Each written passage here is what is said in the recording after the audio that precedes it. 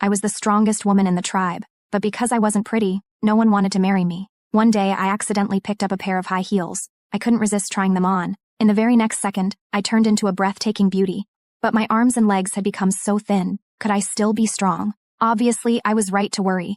I couldn't even lift a small rock anymore. I panicked and tried to take the shoes off, but strangely enough, they seemed stuck to my feet. No matter what I did, I couldn't remove them. Just when I had no idea what to do, two thugs blocked my path. If this had happened to the old me, I wouldn't have taken them seriously at all. But now, I was as weak as paper. With one shove, they threw me over a shoulder. My God, I'll never envy beautiful women again. I screamed, "Help! Help!" But the more I screamed, the more excited they became. Luckily, I was saved by a prince who happened to be hunting nearby. The young prince drew his sword and defeated one of the thugs in just a few moves. But the other thug cruelly pressed a knife to my throat, forcing the prince to put down his weapon and stop resisting. For my safety, the poor prince had no choice but to let the thug beat him. Seeing that the prince was about to be beaten to death, I couldn't hold back any longer. I used all my strength to shove the thug to the ground.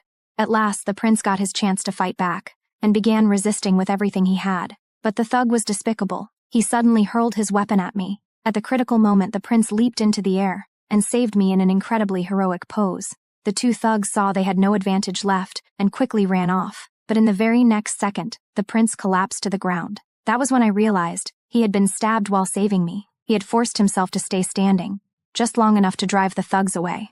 My heart ached for him, and I quickly started CPR. After a desperate effort, the prince finally came back to life. Overjoyed, I threw my arms around him, completely forgetting that the knife in his chest was still buried deep inside him.